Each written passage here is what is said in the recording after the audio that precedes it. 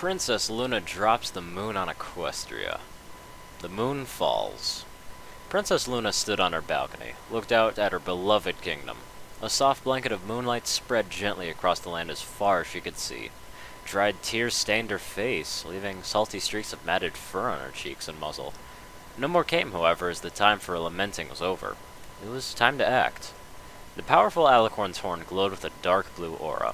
It wasn't long before the moon was surrounded by a similar glow. She spoke, her voice thick with emotion as she wrenched the words from the depths of her broken soul. Dear sister, beloved subjects, forgive me for what I'm about to do. With a heart heavy as the object she was commanding, she gave a powerful mental tug, pulling the moon directly towards herself. Through the naked eye could not see a difference. The moon was now on a new trajectory. Instead of moving across the sky, it was on a direct collision course for Cancerlot, with more than enough mass and force to completely destroy all of Equestria when it hit. She sighed, shaking from adrenaline over what she had just done. As the adrenaline rush faded, it was replaced by a slowly building despair. She sank to the balcony floor and wept. Memories raced by in her mind as she recalled all of the noteworthy moments in her life, from her biggest successes to her most humbling failures. Moments of pride and regret, truths she's learned and lies that mistakenly believed. In a moment of clarity, they all seemed to coalesce, the many specific defining moments forming one mass of thoughts and feelings that seemed to simply be her. This was the final moment it had all inevitably been leading up to, and she saw her current self, the product of her past, no longer with a future to affect. No more lessons to learn, no more changes to make, and she felt regret. She wished she could have been a better mare, for her beloved ponies and for her sister. She wished she could have been the leader they deserved. She was snapped out of her introspection by a loud knock at her door, followed by the sound of several ponies barging into her room. Celestia, accompanied by 2 guards, found and approached Luna on the balcony. Celestia spoke first.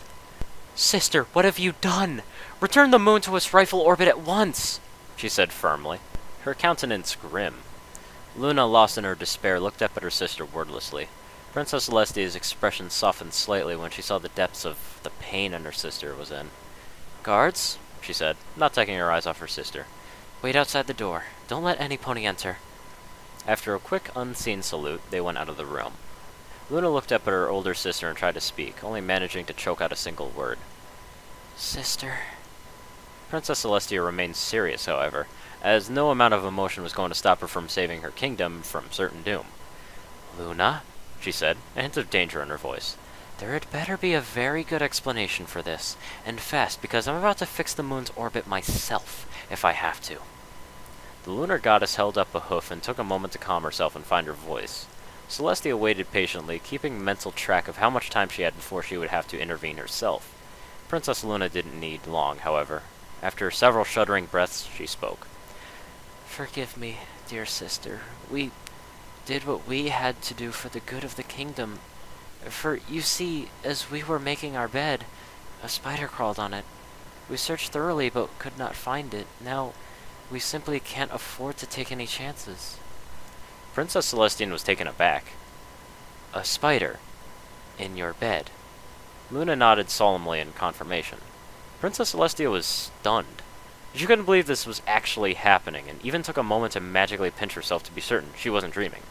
Once she was certain it was all real, she stepped closer to her grieving sister and knelt on one foreleg's knee, wrapping the other around her in a comforting hug. Oh, Luna, I had no idea. I'm so sorry. Celestia felt Luna's contagious despair clutching at her own heart, but forced it down.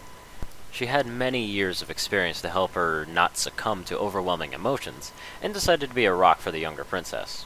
Comforting Luna in their final moments was the least Celestia could do. I love you, dear sister. I always have. Princess Luna only wept harder in reply. Princess Celestia softly whispered sweet reassurances into her dear sister's ear. It's not your fault. I love you. You're the best sister a pony could ask for. Any pony else would have done the same thing. There was no other choice. As time passed, the moon became visibly larger in the dark sky. Surely some ponies were beginning to be concerned. Celestia internally struggled with the decision. Should she go out and try to keep her little ponies calm, or stay with her sister? Either way, once the moon hit, it would all be over. Perhaps it was time to give up being a leader and take some time for herself and her sister. She wanted to spend her last moments here with her only family, not among scared and angry ponies. She snuggled up closer to the Lunar Princess, her sister she had so greatly wronged. Tears came unbidden as Celestia wept silently into Luna's neck. Princess Luna didn't even notice. Her eyes were fixed forward, staring but unseen. The weight of her choice was too much to bear. Dissociating was something she had done a lot on the moon. Everything around her ceased to matter, and she buried herself deep within her mind, away from the world. In her mind's eye, Luna saw herself in a small dark room. The only thing in it was a stone pedestal with a dark purple chest sitting on it, lit from above by an unseen light source. The top of the chest was decorated with her cutie mark. The latch on the front was an intricately crafted crescent moon. She approached it with trepidation, knowing what was inside. Using a hoof, she pushed the latch to the side, rotating the moon on its hinge. With a click, the lock opened and the lid of the chest sprung up and back, revealing the item inside. Sitting on a velvety red inner lining was a helmet. It was a single piece of steel, a fierce and sleek form-fitting design with sharp forward sweeping edges. Nightmare Moon's helmet. This object used to fill her mind with pleasant fantasies of revenge and power. It used to give her something to look forward to during her 1,000 years of banishment. Now, it was only a reminder of her failures as a princess and a sister. With a sigh, she shut the lid. The chest and pedestal disappeared, and she blinked and was back on her balcony with her sister. She could feel wetness on her neck, and was quick to notice Celestia was crying into it. "Sister," Luna said softly, "we have been a great disappointment to thee. Nightmare Moon was a grave mistake, and we are sorry for all the pain it had caused. We are to blame for all of—" "No!" Celestia interrupted. "Luna, stop right there. You are not the one to blame. We both made mistakes. I should have been there to support you. Instead, I was only there to punish you when it was too late. I used to think it was all my fault. But surely thou did not truly believe thyself to be sole cause of our transformation to Nightmare Moon?" Luna said, incredulous. "For a long time, yes, I did. Hundreds of years, in fact. But how? It was we who thought caused all the trouble. The same way you are blaming yourself now, dear sister.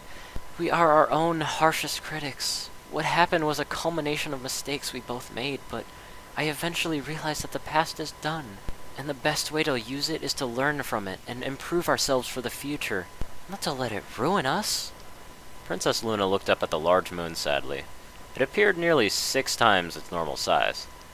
"Not much of a future left for us, is there?" "No, but I will stay here with you until the end." The two shared a hug and affectionate nuzzle. They remained in a contemplative silence, as nothing more needed to be said for the moment. Luna, despite the overwhelming storm of emotion she just weathered, suddenly felt immensely calm. It was as if her body sensed the end was inevitable and was making her final moments more bearable. She thought of her mistakes and how her sister forgave her for them. She remembered how happy she was when Nightmare Moon was vanquished, and she could finally really meet Celestia again. As a sister, not an enemy. And she smiled. The moon was close now. It filled the sky. Ponies were surely panicking, and Celestia thought of the poor guards outside Luna's chambers. They were loyal to the end, like keeping hordes of panicked ponies from barging inside. It probably helped them that they couldn't see the moon themselves. As the final moments approached, terror gripped Luna's heart, but she kept herself from panicking. "Celestia, sister, we love thee. I love you too, Luna." The two princesses held each other and watched the falling moon together. As it reached the atmosphere, much of it burned bright orange. Equestria was lit up with blinding light as the entire sky filled with burning lunar surface. This was it. This was the end of pony kind. Then, noticeable against the fiery sky, the two alicorns saw an enormous rainbow-like beam shoot out from Ponyville, far to the southwest. It slammed into the moon and enveloped it in a multi-chromatic aura. The fire in the sky stopped as the large object was halted. Then it began to recede. Bits of debris rained down around them. "No!" Celestia shouted. "The spider! The moon must fall! 'Tis the only way!" Luna yelled. Her horn glowed as she reached out to the object she was so familiar with, but something stopped her. She couldn't overpower its hold on the moon. Whatever it was even more powerful than her. Then, as she concentrated to intensify her magic, a much smaller rainbow beam shot from the moon and slammed into Luna's horn, knocking her back. "Luna!" Celestia cried. Her sister was on the floor unconscious. With grim determination, Celestia used her own magic to try and control the moon. She had done it hundreds of thousands of times while her sister was gone, but the same force stopped her as well. She couldn't let the spider get away. She struggled, her horn glowing brightly as she commanded the moon to fall. Another rainbow beam came from the moon, directly towards her. Celestia knew what was coming and braced herself, and as it hit her, she felt herself flying backwards into Luna's room and rolling over the marble floor. Then, blackness. "Poison?" Celestia asked. She and Luna were seated in their throne room, only recently have regained consciousness. Twilight Sparkle and her friends were standing in a semicircle before them. "Yeah," Twilight said. "It makes you lose all sense of proportion when it comes to fearful reactions." "The spider in our bed," Luna said. "We can't believe. We almost. Because of a spider." She trailed off, unable to bear the thought. "It's not your fault, dear sister," Celestia said. "It was whoever poisoned us. How did it even happen?" "We looked into it. Looks like it was added to your dessert last night, specifically the cake," said Twilight. "Not the cake," Celestia said, as if personally offended. "Who would dare? And who would want to destroy all of Equestria, themselves included?" "Well, that's the thing. Whoever did it didn't want to destroy everything. They probably just wanted to cause some chaos. Maybe make ponies hate you?" "Oh? How can you be sure?" "Well, once it looked like the moon was falling from the sky. I had a knock on my door, and when I opened it, no pony was around, but there was a letter on the ground. A confession. It described the poison, said the princesses were affected, and suggested the moon was falling, and it was a fearful overreaction from you two.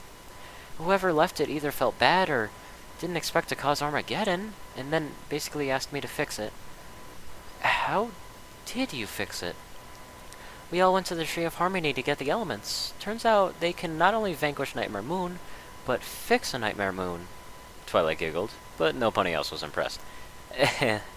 Anyway, sounds like the elements stopped the two of you when you tried to interfere, and also removed the effects of the poison." "That is all very well, but it still leaves the question of who would have done this. Who could have done this?" Twilight shrugged. "I don't know, but you should definitely be careful about what you eat, at least until we find out who's responsible. We'll ask the chefs if they saw anything strange and go from there, I guess." Rarity looked about ready to explode from the excitement. She loved detective work. "Wait a second," Celestia said, eyes narrow. Suddenly, all attention was on her. "The poison, it was only in the cake, you say?" Twilight nodded.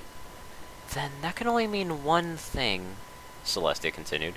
Every pony leaned forward, and she glared at her sister. "Luna, you ate some of my cake!" Many miles away, deep in the forest, the former changeling queen Chrysalis sat on her haunches, eyes wide and heart hammering. "Well, not doing that again,"